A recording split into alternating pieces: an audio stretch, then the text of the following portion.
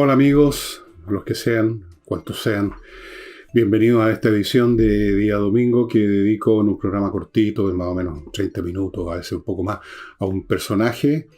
Al principio eran puros escritores, ahora estamos incluyendo otro tipo de personajes.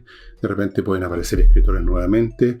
Muchos de ustedes me dan sugerencias en los comentarios en YouTube de personajes. Naturalmente que tengo que escoger aquellos que tienen alguna posibilidad de ser conocidos por más gente. No puedo dedicarme a hablar de tipos que los conoce solo un círculo muy pequeño, muy especializado. Es para que me entiendan los que mandan una insinuación, una idea y no se materializa por eso. Antes de entrar en materia con Diego Portales, que es el personaje que hemos escogido hoy día, que yo creo que todos lo conocen, y vamos a entrar en materia con este gran y tremendo personaje político que se convirtió muy rápidamente, casi en vida, en una leyenda, y como todo personaje de gran calibre que ha hecho cosas de gran efecto, consecuencia, que necesariamente, por lo tanto, encuentran algunos que son perjudicados, se convirtió casi de inmediato en una leyenda y, por lo tanto, desde ese momento, del momento en que vivía y que finalmente lo asesinaron hasta el día de hoy, produce seguidores, admiradores y detractores, especialmente en las filas de lo que podríamos llamar la izquierda, el progresismo. Portales es un personaje siniestro, malévolo, un tirano, un tipo autoritario, un conservador, un reaccionario. Eso es más o menos el lenguaje hasta el día de hoy. Los odios son muy duraderos, se van transmitiendo y sobre todo se transmiten con mucha facilidad porque las generaciones que escuchan a sus papás o a sus abuelos hablar mal de alguien no se molestan después en investigar realmente quién era esa persona, qué hizo y en qué circunstancias la hizo, sino que repiten como loro. Así funciona el género humano, así se transmiten las leyendas, los odios, las veneraciones y todo. Ubiquémonos un poco. Diego Portales nació en Santiago en 1793 y fue asesinado, murió por lo tanto, en Valparaíso en 1837, o sea, tenía 40 años. Fue un tipo múltiple, fue comerciante y en política ocupó toda clase de cargos salvo el de ser presidente de la República. Nunca estuvo especialmente interesado en la política. En muchas oportunidades rechazó cargos, rechazó ser presidente, rechazó un cargo tras otro, y poco menos que a la fuerza lo obligaban, porque los que lo rodeaban en el ambiente en que él se movía percibían que era un hombre de gran inteligencia y una visión, y tenía el carácter adecuado. Era el hombre que se necesitaba en un momento dado cuando la República era muy joven y como otras repúblicas latinoamericanas vivían en una situación muy inestable, con pronunciamientos o intentos de pronunciamiento. No estaba consolidada la estructura política y en esas situaciones de caos, de confusión, de dificultades, estas personas como Portales, que todos, incluso sus enemigos, se dan cuenta que el hombre tiene más inteligencia y tiene más carácter y es capaz de hacer cosas. Bueno, por último, por la necesidad de los tiempos, ya sea con gusto o a regañadientes, se les da la posibilidad o no se ponen obstáculos a la posibilidad de que se conviertan en personajes, digamos, con poder político. Siendo, repito, Portales un tipo que no le interesaba la política. Un gran político que no le interesaba la política y quizás por eso mismo, o entre otras cosas, llegó a ser un gran político. Él nació de una familia absolutamente de abolengo, por todos lados, padres, abuelos, madre, abuela, todas las familias, el lado paterno y el lado materno, gente que, digamos, de la más alta sociedad chilena, incluso algunos de ellos títulos nobiliarios en Europa. No, era de la élite, de frentón. Y eso significaba en esos tiempos, en que el país era muy pequeño, en que la élite era casi un club muy pequeño, que todos se conocieran. Entonces, si había un personaje destacado, un personaje con características desusadas y necesarias, se sabía. No es como ahora, que es un mundo mucho más complejo, las sociedades tienen mucho más habitantes, las élites son más numerosas, entonces puede pasar colado a alguien que habría sido ideal para ocupar un cargo, puede nunca saberse que existió siquiera. En esa época no, porque era un grupo íntimo, se conocían todos unos a otros, se topaban unos con otros en los salones, en las fiestas, en los bailes, en los saraos, en la misa de domingo. Era muy difícil que no se conocieran. Entonces, si había alguien que se distinguía, probablemente iba a llegar a cargo. Y eso fue lo que ocurrió con Diego Portales, que tuvo millones de cargos. Fue ministro, por ejemplo, durante unas presidencias bastante pasajeras, ¿no? De José Tomás Ovalle y Fernando Errázuriz. Colaboró en el gobierno de José Joaquín Prieto, lo hizo reelegir, creó como ministro de Marina, creó la Academia también Naval y también la Militar. Estuvo presente, influyó por sus ideas, no escribió en una línea, pero estuvo presente mental y conceptualmente en la Constitución de 1833, que es la primera constitución más o menos duradera y sólida que se creó en nuestro país. Perdonen una pequeña interrupción. Estuvo en muchos cargos, influyó y determinó muchas iniciativas importantes que podríamos resumirla y sintetizarla diciendo que fue un gran institucionalizador de este país. Él creía, antes que ninguna otra cosa, en el orden. El orden significa una sociedad donde se respeta la ley, donde hay una continuidad, que es la base que hace posible que se construya una economía que funcione, una vida tranquila, sin asonadas de ninguna clase. Le consideraba, y con toda razón, porque esa es la base de la vida en sociedades, de que en primer lugar funcionen las normas que la constituyen de una manera estable y continua. Él creía en eso. Y por lo mismo, él era absolutamente opuesto estoy con alergia, a las sensibilidades liberales que ahora llamaríamos, digamos, los progresistas de esa época, digamos, de los años de principio, las primeras décadas del siglo XIX en Chile. Progresistas liberales que, como los de ahora y como los de siempre, creen que es posible diseñar la sociedad conforme a un plan que se les ha ocurrido a ellos o que han leído en alguna parte. Una sociedad hecha en un pizarrón, una sociedad ideal. Los liberales de esa época, inspirados en el pensamiento liberal que operaba en Europa y que generó sus propias convulsiones políticas en Europa por esos años, querían instaurar un régimen liberal y él le parecía que eso era una soberana estupidez, que no habían las condiciones humanas, culturales para eso. Pensemos en el Chile de 1820, 30 y más adelante, después que ya había muerto Portales por mucho tiempo. Era un país con un 90% de analfabetismo probablemente, con una masa campesina que no tenía conocimiento absolutamente de nada, con costumbres bárbaras, incluyendo los sectores más altos, sin ninguna lealtad o legitimidad por el Estado, la República o los cargos, porque Chile venía saliendo, no habían pasado todavía 20 años, que Chile había dejado de ser parte de la corona española, había dejado de ser una provincia del Imperio Español, digámoslo así, la Capitanía General de Chile. Y durante todo ese periodo colonial, Chile, los chilenos, las élites, digamos, los campesinos no tenían ni idea de ninguna cuestión, vivían en un régimen que consideraban legítimo, el de la monarquía. Se derrumba eso y no había nada con que reemplazarlo. No había aparecido un ente, un referente al cual darle lealtad y legitimidad.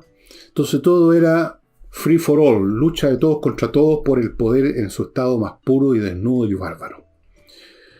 Y Portales tenía una concepción de que ese referente tenía que ser la República, con su cargo presidencial, cualquiera que fuese lo ocupara.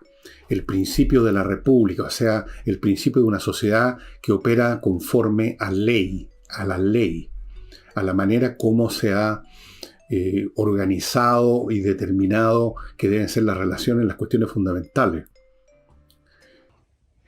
Ustedes saben, amigos, les he contado alguna vez que a mí los autos me importan un huevo. No me interesan. Pero tampoco me gusta andar con una cosa cacharrienta. Entonces, yo me puse en contacto con AutoGolf, vinieron a mi casa y en 24 horas me dejaron la carrocería del auto como nueva. Igual sigo sin usarlo, pero está como nueva, me gusta ver las cosas que estén bien.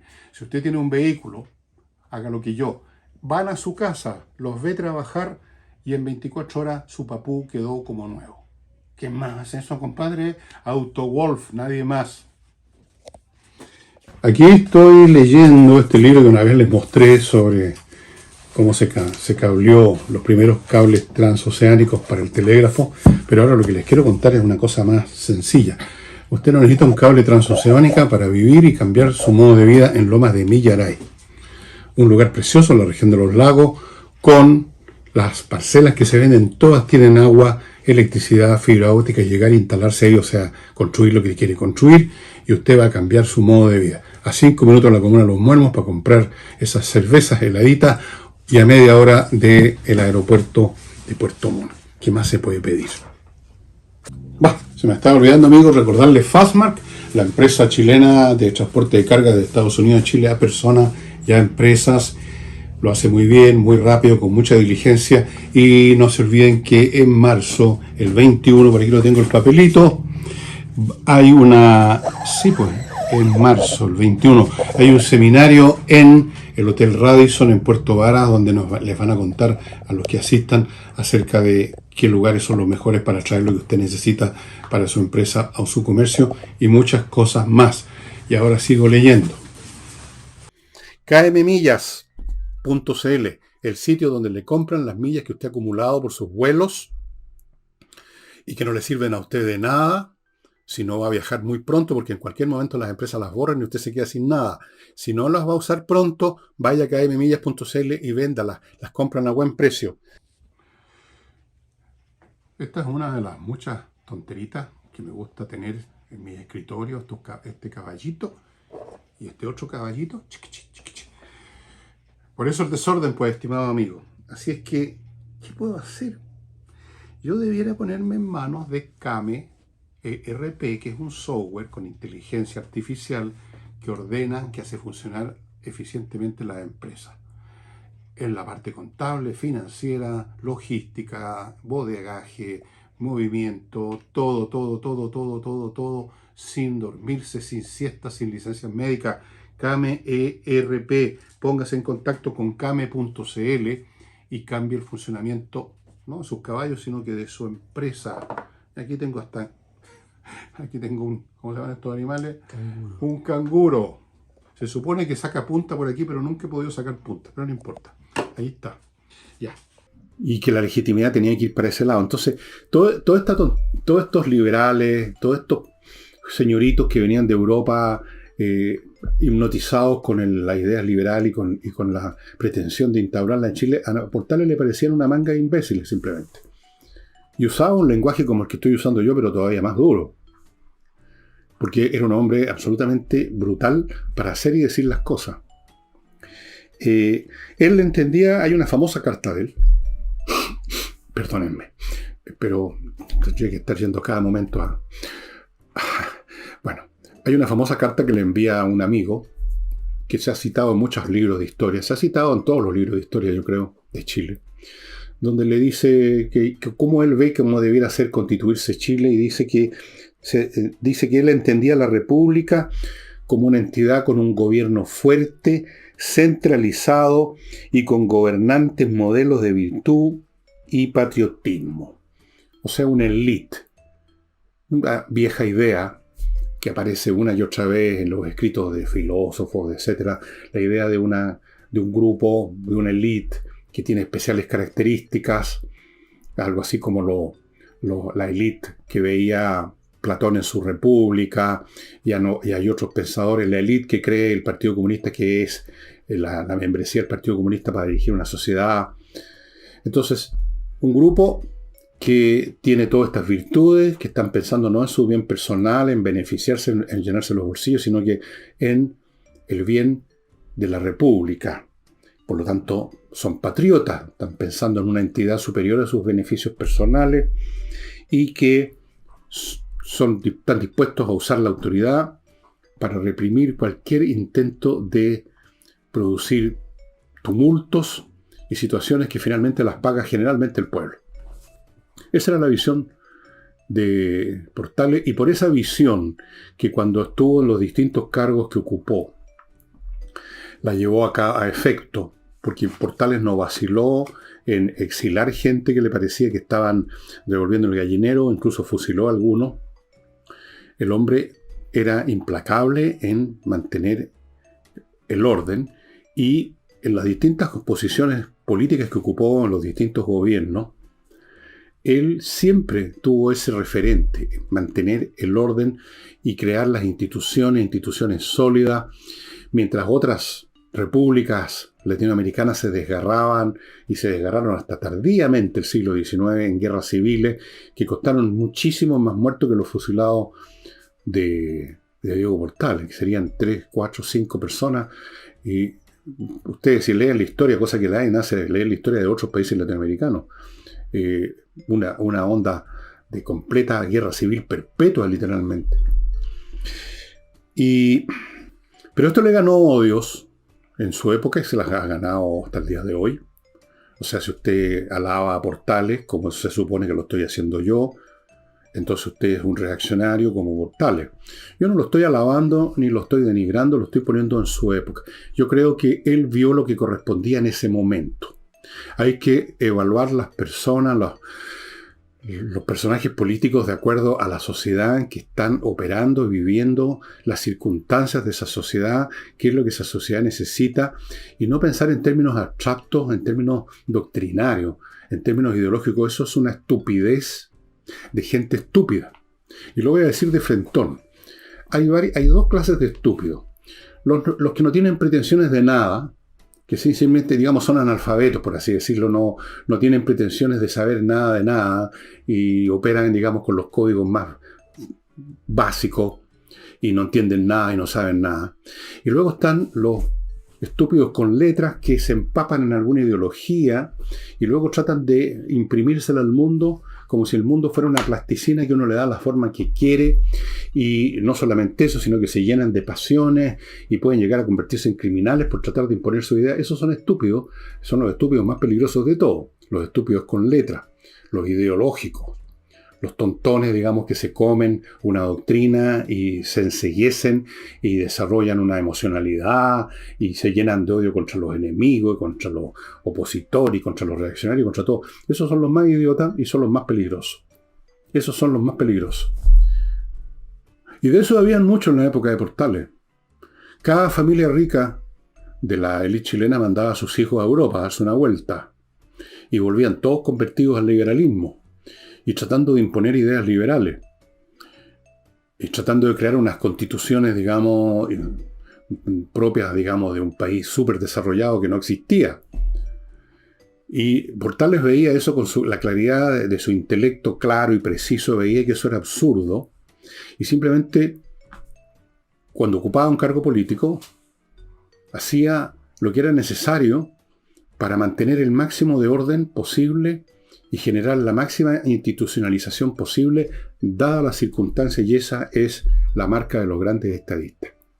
Si ustedes examinan el quehacer político de grandes estadistas, que también, como Portales, porque siempre pasa eso, se han ganado el odio de los idealistas, de los ideologistas, de los buenistas.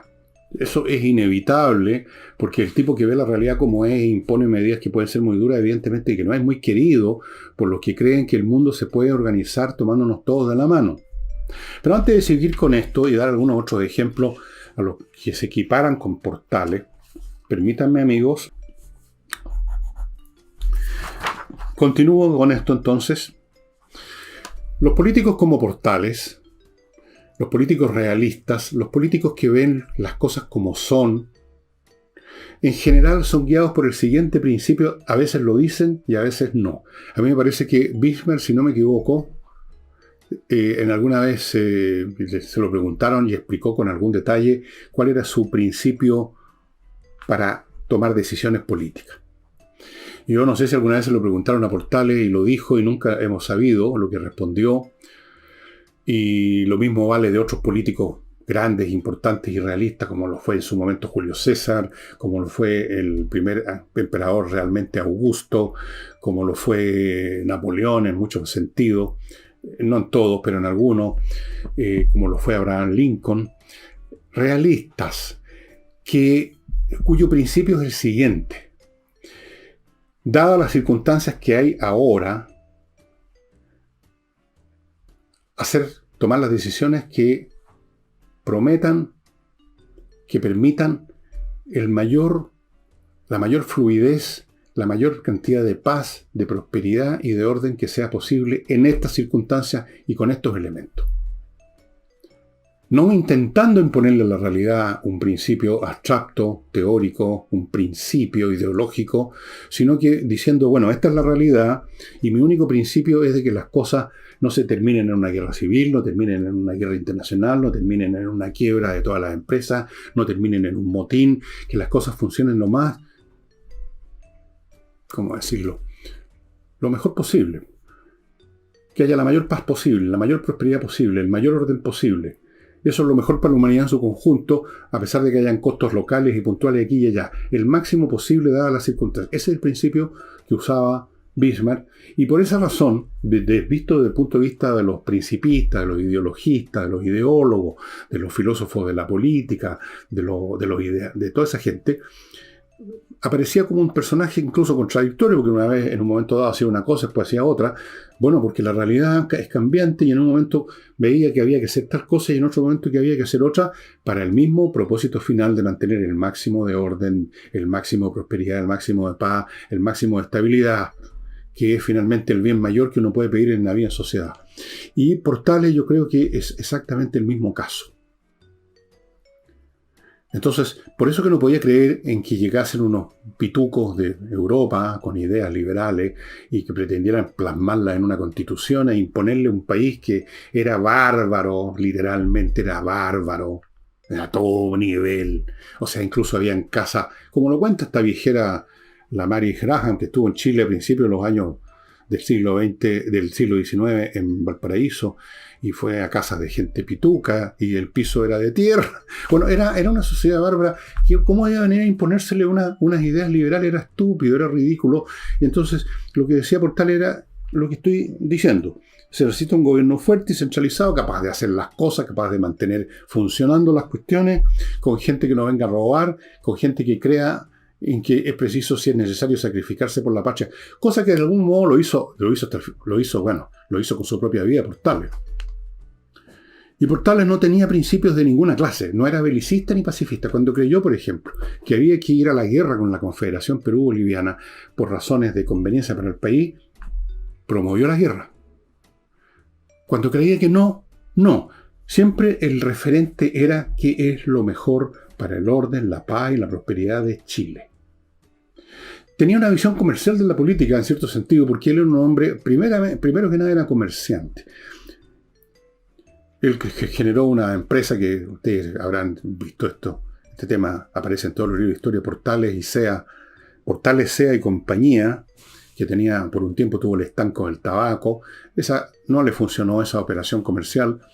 Tenía el estanco del tabaco a cambio de pagar una deuda que tenía Chile con Gran Bretaña, una deuda de 1 millón de libras esterlinas, que fue lo que costó financiar la Escuadra Libertadora del Perú. Y entonces había que pagarla, y el Estado no tenía plata, y entonces le dieron un monopolio a esta compañía a cambio de que pagara las cuotas anuales de los intereses y todo, y no se pudo. Bueno, falló. Pero era un hombre de negocio, y como hombre de negocio es realista. Un hombre de negocio que no ha quebrado, o sea, que está funcionando porque es realista. Ve cómo funciona el mercado, los precios, la competencia. En el plano político, él veía cómo funcionan nuestras élites, cómo funcionan, digamos, qué pasa con el chileno medio, el chileno de abajo, los campesinos. Veía todas estas realidades, Portales. Bueno, esta cuestión también la tengo que ordenar uno de estos días, ¿no es cierto? Pero yo soy muy procrastinator de repente. Pero voy a ponerme en contacto con gente que sabe ordenar y ver las cosas. Los servicios logísticos de ingeniería, no sé si se las capi para esto, pero para lo que son super capi es para investigar qué es lo que está funcionando mal en la logística de su empresa. Qué es lo que no está al 100% y usted está perdiendo plata como país en guerra. Pónganse en contacto con ellos, van a encontrar la parte mala, van a ofrecerle un modelo mucho mejor, le van a buscar gente para que lo haga. ¿Ok? Ok. Tengo una vida de mucho trabajo, pero yo aprendí hace mucho tiempo que uno tiene que cumplir con su deber. Es una de las cosas principales que dicen los estoicos, que es un libro que tienen ahí en la librería de Edisur. Pero lo que les quiero contar ahora es no de Edisur, que también les voy a contar en su momento, sino que de Kaizen Automotriz, que es un garage donde usted lleva su auto y le hacen una mantención preventiva, que significa que revisan todo, no solamente la varillita para el aceite y ese 3-4 cosas que hace su garachista, digamos, de cabecera antes que usted salga de vacaciones, igual tiene una pana. Ellos revisan todo, todas las piezas y partes, transmisión, combustión, encendido electrónico, suspensión, everything, tutti, y van cambiando las piezas que hay que cambiar y que iban a dejarlo en pana porque estaban por romperse, o arreglan algunas que tenían arreglo y el auto queda como nuevo. AutoWolf, amigos, es un servicio único. Ellos también hacen la reparación, por supuesto, no se limitan a dar un diagnóstico, reparan. AutoWolf. Eso es un secreto, son mis computadores de ajedrez que son verdaderas joyas, son piezas de museo, juegan ajedrez todavía, de vez en cuando les gano, de vez en cuando me sacan la cresta, pero todo esto no sé por qué se lo estoy contando cuando en realidad lo que tengo que contarle es de Entrena Inglés. Entrena Inglés es una academia de inglés manejada por profesores de inglés, o sea, gente que realmente sabe. Las hacen online. Ahí usted está solito, se concentra, va a aprender. La conversación, no solo hablar y decir, I want a hot dog, sino que entender lo que le dice la gorda que atiende el negocio y le dice, y usted no entiende nada. Bueno, va a entender porque va a dominar la conversación, que es lo que interesa. Hay un curso en verano ahora para que aproveche los tiempos idos, perdidos y aburridos en aprender inglés. Además se va a entretener siguiendo el curso. Ya. En mi lista de relectura yo no sé si releer este libro que es rarísimo, pero en una de esas. Pero lo que les quiero recordar es el método EVE. Eso es lo que les quiero recordar. Si usted tiene imperfecciones que no ha podido eliminar bajando de peso, al contrario, se han hecho más notorias, tiene que tomar el curso del método EVE, que es un método que trajeron de Corea del Sur. Hay 2 locales donde se da, hay unos especiales aparatos y una serie de cosas para eliminar esas estrías, para eliminar esa celulitis.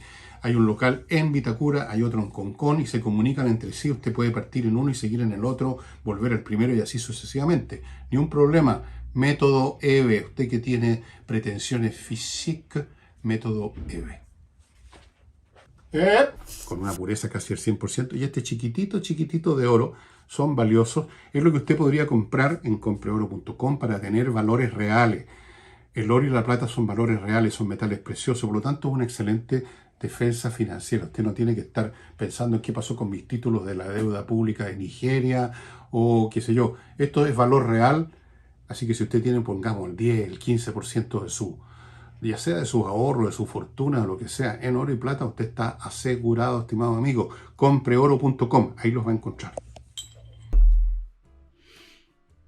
Pero eso es lo que trae los mayores odios.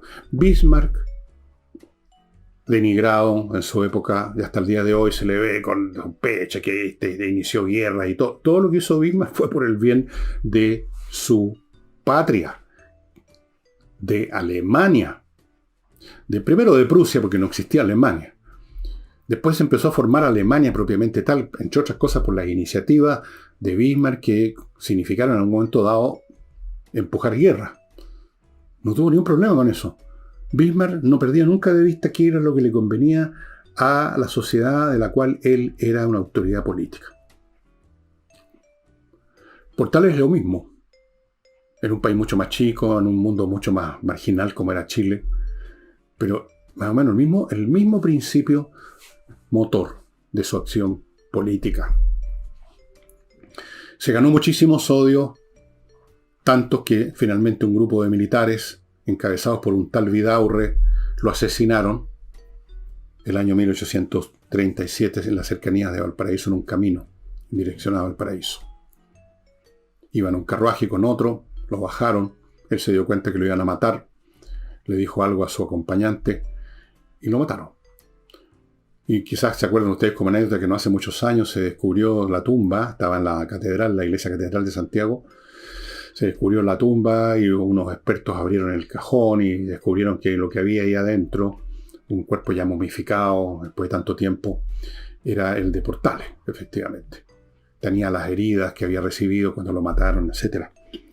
Lo mataron, o sea, tenía enemigos mortales, literalmente hablando, y los tiene hasta el día de hoy. Yo estoy seguro que si alguna persona, que no faltan los que ven este programa, aunque me detestan este programa y me detestan a mí, pero lo ven para hacer, aunque sea un pedazo, para hacer un comentario desagradable, van a sacar a relucir esto, que yo soy el fascista, que estoy alabando a Diego Portales. Yo no estoy alabando a Diego Portales ni nada, simplemente lo entiendo claramente como el hombre que era necesario en ese momento en Chile. ¿Qué hubiera pasado si no hubiera existido Diego Portales? Se habría derramado mucha más sangre. Se habría demorado muchísimo más, como pasó con otras naciones latinoamericanas, la formación del Estado en forma, como dicen o se decía antes. El Estado que funciona con una ley, con una constitución, con organismos, instituciones, fuerzas armadas, etcétera, que funciona. No habríamos tenido una academia naval, una academia militar, una escuela militar que fue la que formó a los cuadros que finalmente ganaron la Guerra del Pacífico. O sea, las consecuencias de la obra de Portales se proyectan muy adelante, a lo largo de todo el resto del siglo XIX, yo diría del XX y más. Eso es. Diego Portales fue una persona enormemente importante en la constitución de nuestro país. Claro, detestado por los progresistas de su época y de la actual. Portales, el tirano. Se escriben libros hasta el día de hoy denigrando a Portales. Le sacan en cara hasta su manera de ser, que era un tipo que no tenía nada de empacado, no tenía nada de estatuario. Era un tipo que le gustaba el chacoteo, el puteo. Tuvo hijos por todos lados. No era un tipo, digamos, no era un tipo sentimental, digamos. Era un tipo puro cerebro. ¿Qué es lo que necesita en la sociedad en un momento dado, pues? Si para tiempos normales bastan los mediocres, robándose un poquitito, haciéndose reelegir, haciendo algunos discursillos, haciéndose los buenitos, en tiempos normales. En tiempos difíciles, cuando no hay un Portales, cuando no hay un Otto von Bismarck, y hay un mediocre, el país, la nación, los problemas que ya habían se elevan al cuadrado, y los platos rotos que hay que recoger después son muchos más. Diego Portales fue un gran personaje en la historia política de Chile. Es uno de los más grandes de todos. Sin ninguna fachada de grandiosidad, al estilo de Abraham Lincoln, que ustedes habrán visto el monumento, que está en un edificio especial en Washington, en el que aparece sentado, en un monumento. Él no es carne de monumento como decía Allende que era. Portales era simplemente un tipo clever. Eso es. Y por Dios que fue importante. Yo diría que Portales está entre los 3 o 4 personajes políticos más importantes de Chile en la parte positiva, porque tenemos algunos que fueron también importantes, imponentes, pero que no trajeron nada positivo, y estoy pensando en Salvador Allende. Un tipo que yo respeto, hicimos un programa sobre él y ya ustedes quizás lo vieron, pero que no trajo nada bueno para el país, porque aquí estamos con cuestiones. No salió de él algo nuevo, mejor, estable, que durara. Salió un golpe militar. Salió un proyecto fallido, como todo proyecto socialista, como lo estamos viendo ahora. Proyectos fallidos. O solo con la diferencia que ahora son proyectos fallidos en manos de pigmeos y no de manos de un Salvador Allende. Entonces, hay poco. Quizás tendríamos que nombrar a Arturo Alessandri, creo que fue importante. Pedro Aguirre Cerda fue importante. Bernardo Higgins, a su manera, fue importante. Y Diego Portales. El presidente que, no me acuerdo si era, creo que es... ¿qué presidente era para la época de la Guerra del Pacífico? Bueno, ese también fue muy importante, era un tipo capaz. Hay otros que son importantes, que son grandes, que son material de leyenda y de monumento, pero que trajeron más bien desastres. Estoy pensando también en Balmaceda. A pesar de que Balmaceda hizo varias cosas importantes, digamos positivas, pero también terminó todo en una guerra civil. Diego Portales pagó con su vida nada más, no hizo pagar con la vida de otros su obra. A él nomás lo mataron. Bueno, algunos dirán, ¿se necesitará un Diego Portales próximamente en Chile? Yo creo que sí. Esperemos que sea un Diego Portales, un tipo como Diego Portales, y no un tipo, digamos, de otra calidad o de otro estilo, así. Yo preferiría un Portales o un Bukele, a serle franco. Prefiero, obviamente, a alguien que se maneje dentro de las reglas de la civilidad y la república. Pero que necesitamos gente y siempre vamos a necesitar en todo país, gente realista, que vea las cosas como son, que no se deje hipnotizar con ideas, con ideologismo y con payasadas, por Dios que son necesarios. Y un agradecimiento por supuesto, a todos a estos sponsors que ustedes ya conocen, que se atreven a estar con nosotros un día domingo, que tenemos mucho menos asistencia. Entre paréntesis, he visto varios comentarios de gente que le encantó el programa de Mozart y que quisieran más. Bueno, está bien, hay gente que le encantó el programa de Mozart y otros que no les interesa Mozart. Tengo que estar haciendo siempre un equilibrio entre los gustos personales, que pueden ser muy específicos de algunas personas, y lo que uno trata de calcular que es algo de interés más general. Por eso es que escogí a Diego Portales, porque es importante para todo, porque fue un hombre que tiene que ver con la construcción del Estado chileno, donde estamos todos viviendo, ¿no es cierto? Hola amigos, ¿cómo están? ¿Votaron ya? ¿Van a votar más rato? ¿Están haciendo tiempo esperando la televisión, los cómputos? Seguro. Si no votó, vaya a votar y vea después este programa si le parece. En todo caso es bastante corto, son 30 minutos los programas que hago a domingo. Y voy a comenzar entonces con esta nueva etapa en que, en vez de dedicarme esencialmente a escritores, me voy a dedicar a personalidades importantes de cualquier ámbito de la vida, del país o de otros. Y pueden ser escritores, pero en este caso es un político, el león de Tarapacá, como se le puso tempranamente en su carrera.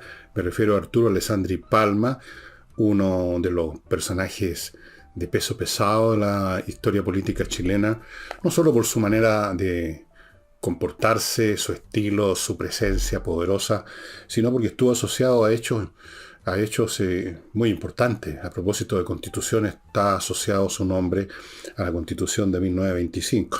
No es que la haya escrito él ni creado él y haya sido resultado de su única voluntad, como ustedes van a ver es más complicado, pero está asociado. Bueno. Vamos a los detalles de su biografía, de este personaje tremendo, padre, por cierto, de Jorge Alessandri Rodríguez y de otros Alessandri muy importantes en la política y en otras actividades en la academia también. Arturo Alessandri nació en Linares, cerca de Linares, en Longaví, específicamente en un fundo, en 1868, o sea, antes incluso que partiera la Guerra del Pacífico. Y murió a los 82 años, o por cumplirlos, en 1950 en Santiago. Fue presidente 2 veces, desde el año 20 al 25, cuando eran quinquenios, y luego del año 32 al 38, cuando ya eran sexenios. Fue, como les digo, un personaje asociado a la Constitución de 1925, que fue muy importante, una constitución nueva, obviamente, que reemplazó lo que existía, que era un régimen político que, si bien no era parlamentario propiamente tal como se define, un régimen parlamentario en que gobierna el primer ministro, que es el que tiene la mayoría en el parlamento, su partido, etcétera, y puede cambiar y votan al primer ministro y hay una nueva elección, etcétera. No era así, era presidencial, solo que el Congreso tenía demasiadas atribuciones y poderes y podía literalmente, como ocurrió a lo largo de toda lo que se llama la República Parlamentaria en Chile, hasta ese periodo, 1920, podía realmente entorpecer muchísimo la acción del gobierno, especialmente porque en esa época, la época de la República Parlamentaria, los sectores que no eran de la élite social y económica literalmente no estaban representados. Si se llegaba a ver, como le pasó a Alessandri, algún paquete de medidas que pudiese lesionar esos intereses, no había ni una manera que pasaran. no había ninguna manera que funcionaran. Y bueno, ya vamos a llegar a eso. Nació entonces el año 68. A los 12 años ingresa al Colegio Sagrados Corazones, a los padres franceses. En 1891, es un cabrito todavía, pero en fin, participó más bien dicho, en un diario que se llamaba La Justicia, que era opositor a Balmaceda. José Manuel Balmaceda, que fue derrocado, o sea, hubo una guerra civil, no fue derrocado, hubo una guerra civil y se terminó suicidando en la legación argentina, en la embajada argentina, y él estuvo contra Balmaceda, de haber sido su primera actuación política, participando como cabro todavía, 70, 21, 22, 23 años. Estudió Derecho en la Universidad de Chile y se tituló el año 93 con una memoria relativa a temas sociales, que era una novedad en esa época. Las memorias eran puramente jurídicas, qué sé yo, el derecho romano. Este hombre, Valentin Letelier, que era un hombre muy importante en su época, en el mundo de las humanidades, le recomendó que hiciera algo distinto y hizo algo. Y ahí empieza a mostrar un poco su talante popular, que eventualmente sería su talante populista, según lo acusan sus enemigos hasta el día de hoy. Se casó el año 94. Tenía 26 años y se casó con una señora Apellido Rodríguez. Y el hombre, como gran progenitor de la patria, tuvo 9 hijos. ¿Qué menos, no es cierto? 9 hijos con esta señora, que aguante la señora. El año 97 entra al Partido Liberal. Y ahí se quedaría, el Partido Liberal. Ahora, el hombre era obviamente un personaje que destacaba su temperamento, su inteligencia, su retórica, era potente, llegaba a la gente. Y en ese sentido, Alessandro inaugura una nueva forma de hacer política, que empieza a escapar de los marcos de la política de salón, de los sectores conservadores, que eran los propietarios, por así decirlo, de la República Parlamentaria, y que dirimían sus cosas sin dar mayor pelota al resto del país. En el Club de la Unión se juntaban a hacer política y a determinar el futuro de la nación.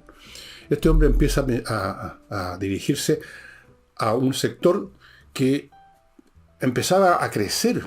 Pues estas cosas ocurren en el marco, como dicen los ciúticos, de cambios sociales y transformación. Estaba apareciendo, estaba desarrollando, estas cosas son más o menos invisibles, hasta que adquieren cierto volumen, un sector popular, industrial, fabril, más importante.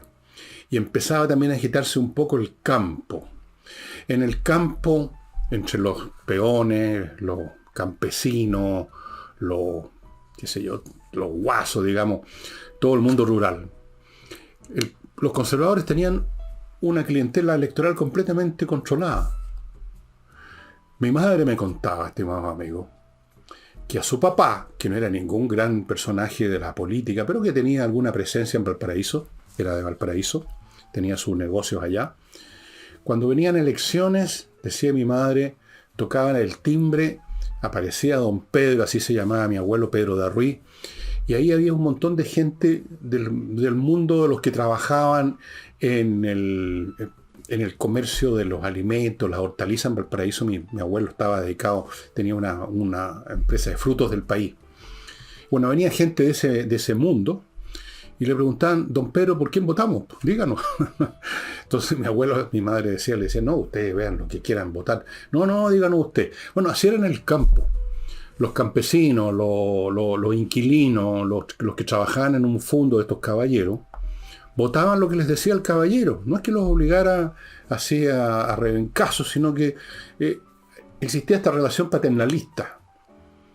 Esos dueños de fondo no eran unos tiranos, mantenían a la gente, lo cuidaban cuando tenían problemas, la cosa no funcionaba como algunos la pueden pintar.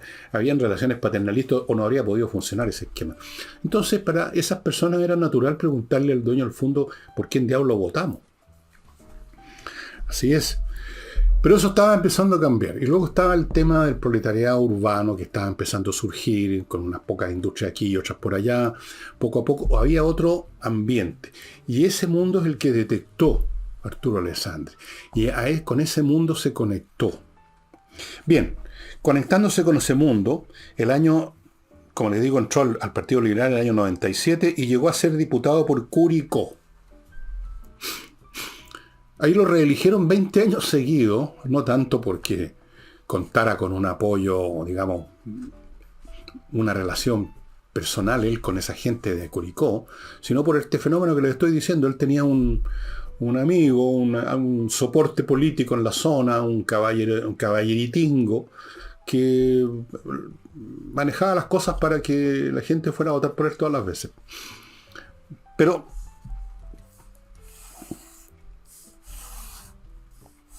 el año 1915 ya no le interesaba seguir siendo diputado, quería ser senador. El hombre era, ya recordemos que participó en ese diario contra Balmaceda, el hombre es claramente un político nato, un hombre que nació, que le gustó el asunto y tenía las oportunidades de entrar a la política, entró a la política, y una vez que una persona entra a la política parece que es muy difícil que salga, se convierte en su modo de vida. Entonces no le bastó ser diputado y quiso ser senador por Tarapacá. Y el año 1915 entonces fue a desafiar al que era el incumbente, el que siempre era elegido allá, casi el dueño de la senaduría de Tarapacá. Y fue una contienda electoral tremenda, que me hace recordar los tiempos actuales, en términos políticos, para que vean ustedes que no se ha inventado nada. Fue una contienda electoral en que corrieron los balazos.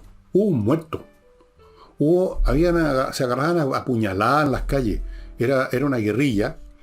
Y ahí estaba Arturo Alessandri en medio de todo eso. Y ahí fue cuando se ganó el apodo el León de Tarapacá. El León de Tarapacá. Pegaba su rugido, su zarpazo. Y fue elegido. Le ganó al incumbente. Fue elegido. Pero eso no era suficiente para Arturo Alessandri. Él tenía sus ideas. Él era un outsider de ese mundo conservador, de ese mundo de la república parlamentaria, de esos dueños de fondo. Su papá tenía una explotación agrícola, pero pequeña, no era muy rico. Obviamente los Alessandri son de procedencia italiana. El abuelo o bisabuelo el bisabuelo tiene que haber sido Arturo Alessandri, llegó a Chile a principios del siglo XIX y se las arregló para que le fuera más o menos bien en la vida. Como hombre de comercio, llegó a ser un hombre bastante rico, pero después la familia se anduvo arruinando un poco. De hecho, no eran muy ricos, no estaban en el meollo de la élite criolla. Y ahí, en esos márgenes, en los márgenes de las élites, es donde emergen los que quieren cambiar las cosas. Seguramente hay muchas cosas que uno no conoce en la vida personal de Alessandri y de su familia. Quizás sufrieron alguna vez desdenes o cosas así que personalmente los pusieron en una actitud contraria a esa élite que gobernaba el país. No sé, no lo sé. No conozco tanto la vida de Alessandri como para... Y probablemente nadie sabe los detalles de su vida, pero el hombre tenía ideas distintas. Quería hacer alguna reforma. Era un Chile donde no existía ni siquiera las leyes básicas del trabajo, como por ejemplo la ley de la silla, que debe haber sido una de las primeras leyes sociales, que fue que la gente que trabajaba en un comercio, que hubiera una silla por lo menos para que de pronto se pudieran sentar, no estar todo el día de pie. Por ahí empezó la legislación social en Chile, que ustedes no lo creen. Después está el tema de las 8 horas y un montón de cosas más que no existían. No existían en absoluto. Entonces el hombre quería ir más allá de ser senador. ¿Y qué pasó? Se lo voy a contar después que me haga cargo de mi primer bloque. No quería ser simplemente un senador, Arturo Alessandri, que tenía ambiciones más grandes. Los pobres, supongo yo no soy político, nunca me interesó en absoluto el ser ni siquiera jefe de curso, ni ninguna payasada. Para mí eso es lo peor que puede haber. Pero entiendo que la gente que le gusta eso, sus ambiciones no tienen tope. Pues nadie llega diciendo yo quiero ser diputado nomás, o yo quiero ser concejal nomás. Quieren ser concejal, pero para después ser alcalde, quieren ser alcalde para después ser diputado. No tienen fin, no tienen tope. Como mínimo, quieren llegar lo más arriba posible, ojalá llegar a la presidencia, y eso es lo que quería Arturo Alessandri. Continúo con Salinas y Ojeda, el bufete de abogados dedicado a temas civiles, que tienen una larga experiencia, se han especializado y tienen una muy buena tasa de éxitos legales. No se deponga en manos de cualquier abogado que le recomendó el carnicero de la esquina, póngase en manos de Salinas y Ojeda. Qué nombre más raro, Urantiaco, ¿no es cierto? Yo todavía aquí estoy medio como... Pero da lo mismo el nombre. Es el nombre de una compañía, de una empresa con muy talentosos creadores de software especializados en crear software para procesar datos de grandes empresas y corporaciones. Los datos son siempre distintos. No es lo mismo tener, qué sé yo, una empresa que vende papa a una empresa cuyos datos son los nombres y los datos de personas. En fin, un software a la medida es mucho mejor que un software cualquiera que usted trata de adaptar. Ellos crean eso, crean diseños gráficos para los sitios web, instalan el Moodle, que es la conexión entre una empresa y sus clientes, por ejemplo, o sus alumnos online, que no es llegar y llevar, todo con Urantiacos, amigos, son gente talentosa, urantiacos.cl. Tiene una marca comercial. Y como no es legal, no es obligatorio tener registrado, usted deja pasar el tiempo, incluso se olvida. Y de repente llega un fresco y le dice que él tiene anotada la marca y que tiene que darle la mitad a la empresa. Para que no le pase eso, que no le pase. Póngase en contacto con patriciastocker.com.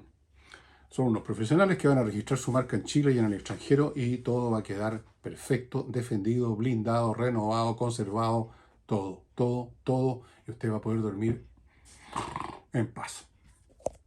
No, voy a tener que contratar a alguien que me ordene. Pero antes de hacer eso, les quiero contar del arquitecto Diego Sándor. Es un arquitecto súper talentoso que vive en la región de los lagos y que está disponible, cuando está disponible, para diseñar y construir su casa con un esquema, con una belleza, con una originalidad que ustedes han estado viendo todo el año en fotografías como las que están ahora a mi derecha, supongo. Y además se mete en la construcción para que todo quede como debe ser. Fuera de construir, remodela. Si usted tiene una casa que quiere agregarle o quitarle algo, cambiar alguna cosa, o cambiar mucho, póngase en contacto en los teléfonos o en las direcciones que aparecen. Son direcciones mail, me parece. Póngase en contacto con Diego Sándor. Él vive en la región de los lagos. Esto es para la gente del sur solamente. Así que don Arturo se candidateó el año 20 por la Alianza Liberal para la presidencia de la República. Y fue elegido. Ahí es, en ese periodo, en la campaña de Arturo Alessandri, que esta nueva audiencia electoral política, que antes no existía, este pueblo que empezaba a emerger y que tenía derecho a voto, este pueblo que no participaba en las conversaciones y las discusiones políticas de la élite en su club de la Unión, gente que era mirada en menos probablemente. Esa gente, alguien de esa gente, no conozco bien el detalle de la historia, crea esa famosa canción que se cantaba, El Cielito Lindo. Era la canción, el himno de la campaña de Arturo Alessandri, Cielito Lindo. Es como que por primera vez el pueblo chileno llano, la gente humilde, la gente invisible en la historia y totalmente invisible en la política chilena, adquirió presencia. Y hubo como una mística alrededor de Arturo Alessandri. Cielito lindo, los corazones. Bonito. Y ganó.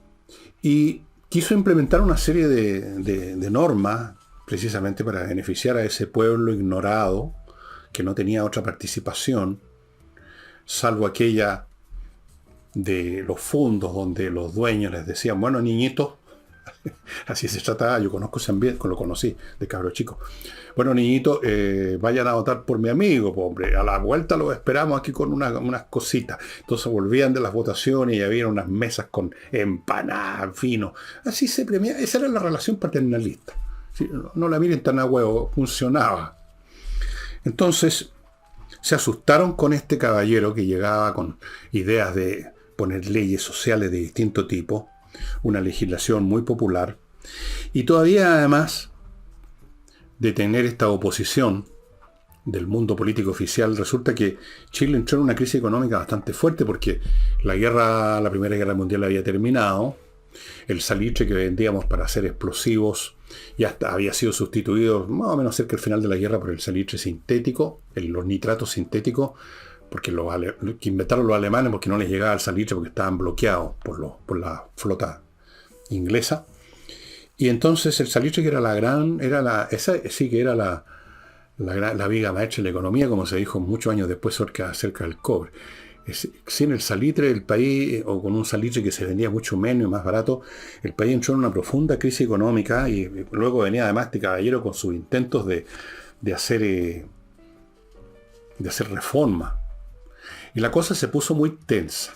Al punto, fíjense, que se acusa a Alessandri que intentó mandar matar a 3 diputados, de los que seguramente le producía más molestia. Él lo negó, pero en algún momento el Diario Ilustrado, que era un diario que existía en esos años, hace rato que desapareció, publicó un telegrama donde claramente de puño y letra dicen el papel donde después Alessandri le mandataba a una persona que cometiera estos crímenes. Así estaba de complicada la cosa. No salían las medidas que quería Alessandri, no salían las leyes. Y mientras tanto resulta que la oficialidad del ejército chileno, la oficialidad menor, o sea, digamos, pensemos en mayores, capitanes, no generales, tenientes coroneles, sino que oficiales menores con menores sueldos que estaban muy apretados. En 1924 llevaron a cabo un acto de intervención política que consistió en que en una sesión del Senado en que los senadores estaban discutiendo aumentarse sus dietas, aparecieron en las tribunas del Senado e hicieron sonar sus sables. De ahí viene la expresión ruido de sable, una señal, digamos, ruido de sable. Y luego de eso armaron un comité, estos militares, y fueron a La Moneda a hablar con Alessandri y le presentaron un pliego de petición en que estaban temas no solo de ellos, sino que muchos de los temas sociales que quería implementar Alessandri sin poderlo hasta ese momento. Bueno, la clase política se asustaron con este ruido de sables y muy rápido, creo que en un día, aprobaron todo el paquete que presentaron los militares, pero los militares no se satisficieron con eso. Yo supongo que se dieron cuenta de su poder. Se dieron cuenta que parece que moviendo el sablecito, parece que se asusta a todo el mundo y se hacen las cosas que hay que hacer. Y no se desmovilizaron como comité, sino que hicieron una exigencia. Pidieron la disolución del Congreso. Ya era como mucho. Entonces Alessandri dijo, no, yo renuncio, yo no puedo ser presidente con un grupo que pide la disolución del Congreso y que está haciendo política a ese nivel. No se le aceptó la renuncia, o sea, en este caso no el comité, sino que el Senado. Se le dijo, tómese 6 meses de permiso fuera de Chile, una cosa muy rara. Y quedó gobernando el país una junta que disolvió, una junta con militares. Esta es la primera junta que tuvimos en Chile. Y disolvieron el Congreso, aceptaron la renuncia de Alessandri, y en eso estaban cuando en 1925 aparece otro personaje del mundo militar, que después tendría una carrera política propia larga, don Carlos Ibáñez del Campo. Yo lo conocí en persona, después les voy a contar si tengo tiempo. Carlos Ibáñez del Campo, amigos, lleva a cabo un golpe militar en miniatura, porque era simplemente que se fuera el comité para la casa, qué sé yo, y pide a Ibáñez le pide a Alessandri que regrese a hacerse cargo. O sea, un golpe no para gobernar ellos, sino que volviera el presidente que estaba en 6 meses de permiso. Y bien, lo trajeron, regresó. Y en medio de esta trifulca política, en medio de esta intervención militar, política, en medio de esta derrota del Congreso y de la élite, es que se despacha la nueva Constitución. la de 1925, que estuvo vigente por muchísimo tiempo. Estuvo vigente, bueno, hasta el golpe de septiembre del 73, ¿no es cierto? Supuestamente, o sea, en la práctica, sí. La Constitución del 25 instauró un régimen presidencialista donde muchos de esos poderes que había tenido el Parlamento y que le habían permitido literalmente gobernar se terminaron. El presidencialismo es un régimen político donde el Ejecutivo tiene mucho más fuerza en todos los aspectos que tienen que ver con las leyes, con la formación de leyes, con todo. Bueno, no voy a entrar en detalle porque es una constitución que ya pasó en la historia, ¿no? Literalmente hace bastante rato. Pero vean ustedes aquí lo que sucede. De ahí en adelante, amigos, toda esta década que empieza en 1925, por lo menos unos 10 años, un poco más, es una época de convulsiones políticas muy fuertes. Alessandri fue elegido de nuevo presidente en 1932, en medio de convulsiones.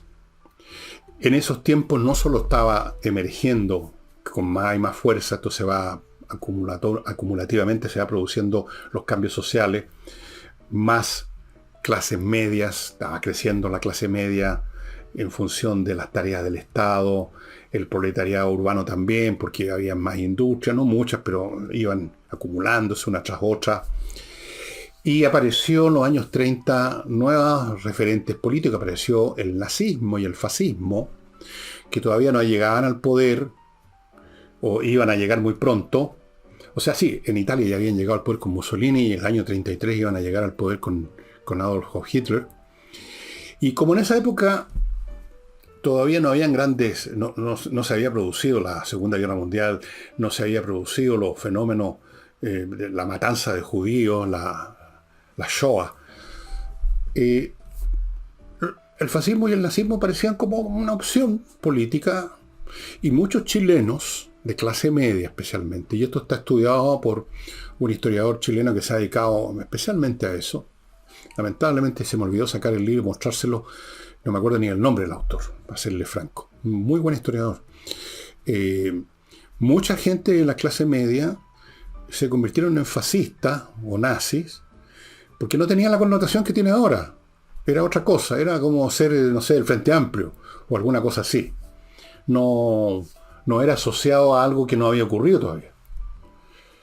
Y muchos chilenos estaban en eso.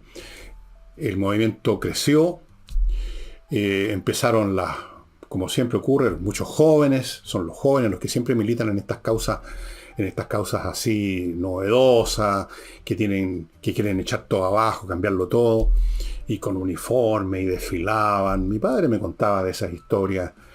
Y en el año 38 hubo un intento aparentemente, o se supuso que había un intento de un coup d'état de parte de estos grupos. Mi padre vio todo esto como ocurrió, estaba en las calles, y se les echó a las fuerzas encima, a las fuerzas armadas.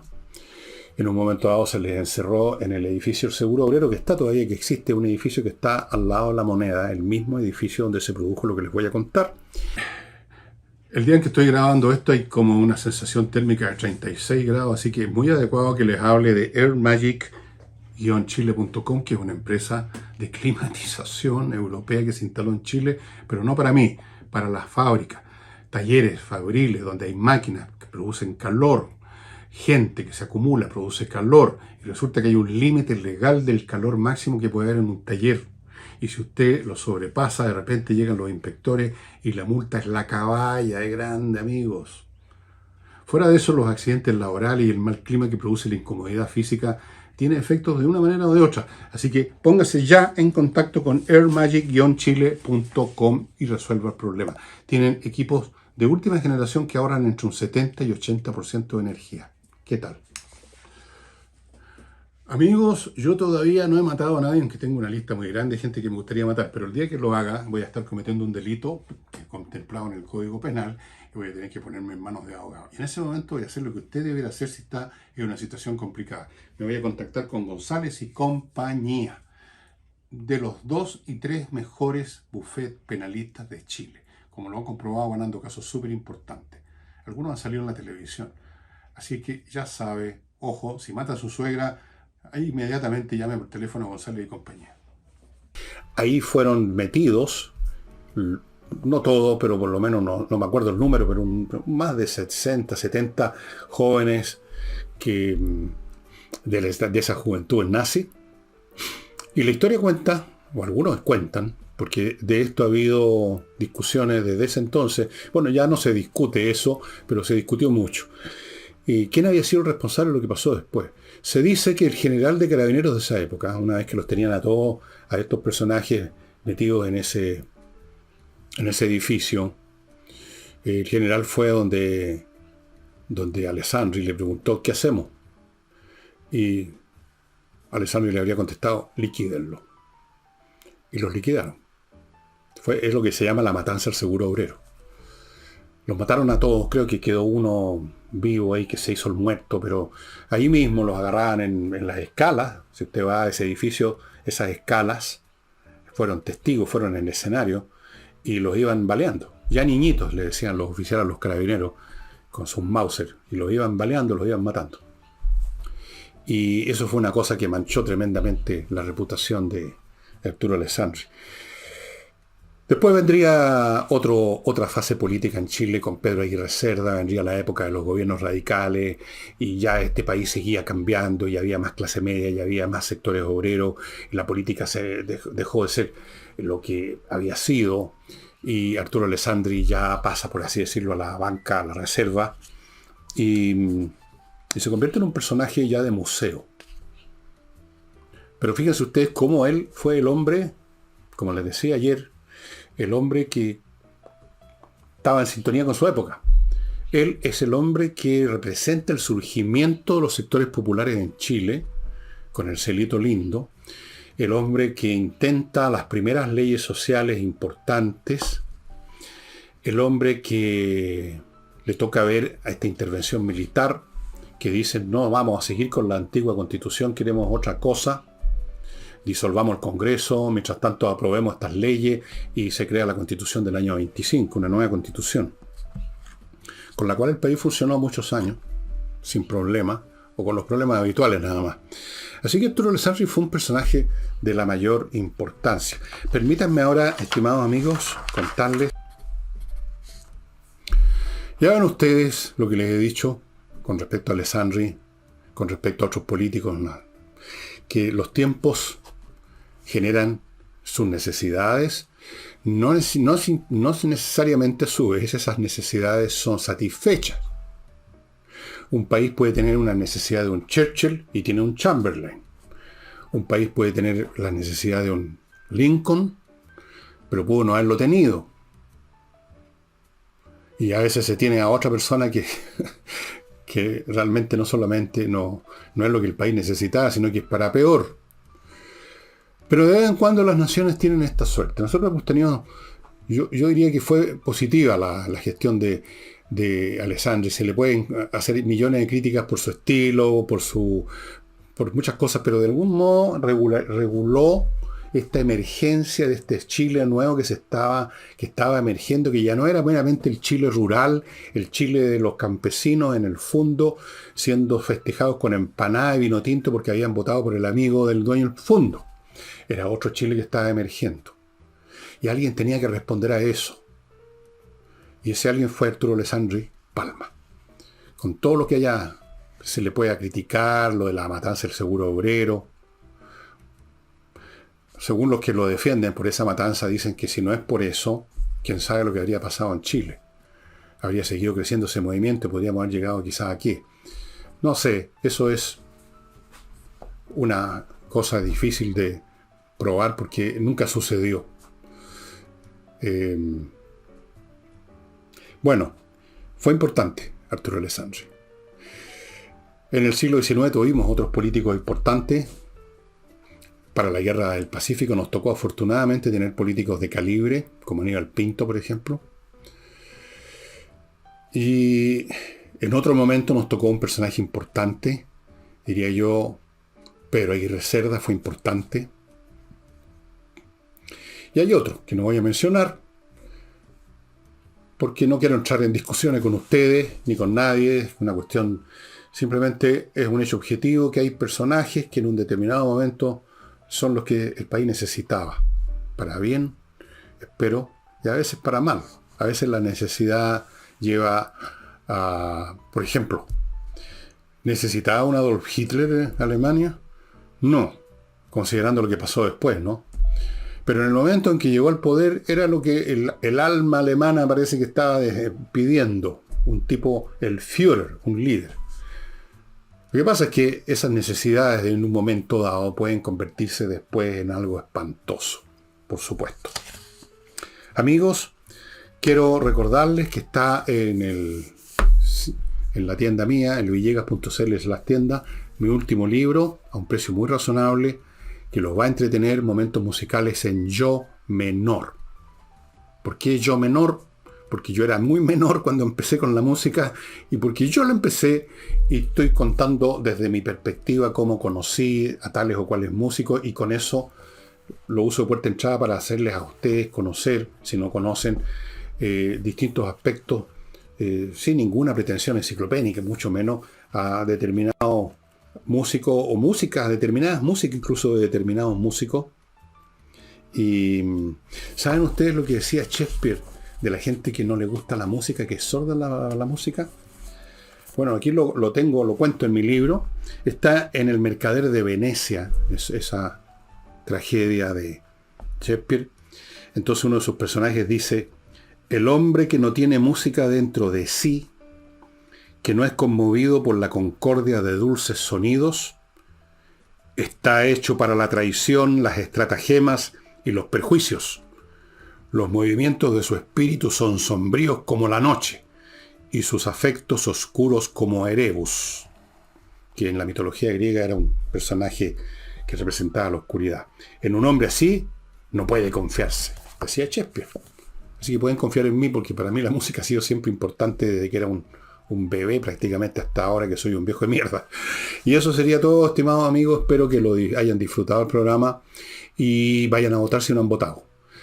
Voten lo que a ustedes les parece, pero voten porque yo creo que todos los chilenos queremos que cualquiera que sea el resultado, al menos podamos decir, bueno, es lo que el país quería. No sé si necesitaba, pero lo que el país quería, y eso ya cambia un poco las cosas. No hay nada peor que ganar o perder una elección sobre la base de un grupete chicoco que llegó ahí, no se sabe cómo, y votó.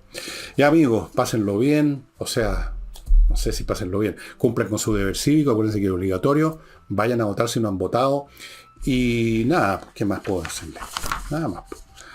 Nos estamos viendo el lunes con los análisis que haré del resultado. Voy a estar hasta esperando que se haya definido ya que si ganó a favor o ganó en contra, y analizaré según el caso. Voy a empezar a preparar para las dos posibilidades mi análisis, un análisis para la favor y otro por el en contra. Sí, así hay que preparar las cosas. Cuando yo empecé en el periodismo, tenía de jefe a un gran periodista que se llamaba Raúl González Alfaro, era el subdirector de Las Últimas Noticias, y le gustaba como yo escribía. Y una vez, como unos 3-4 días antes de Semana Santa, me llamó y me dijo: mire Villegas, me dijo, a ver, usted que le gusta escribir y escribe también, ¿por qué no escribe algo sobre Jesucristo? Y yo le pregunté: ¿a favor o en contra, don Raúl? Lo que quiero decir con esto es que voy a escribir a favor o en contra, voy a analizar los dos escenarios. No voy a escribir nada, voy a examinar qué significa para Chile que gane el en contra, qué significa para Chile que gane el a favor, y voy a tener la cosa media preparada para que cuando se produzca el resultado yo pueda hacer el programa afinando con algunos detalles extra, porque si no, no me alcanza el tiempo. Bueno, les cuento, esto es como la cocina del programa. Y eso sería todo, estimados amigos, nos estamos viendo. Chao.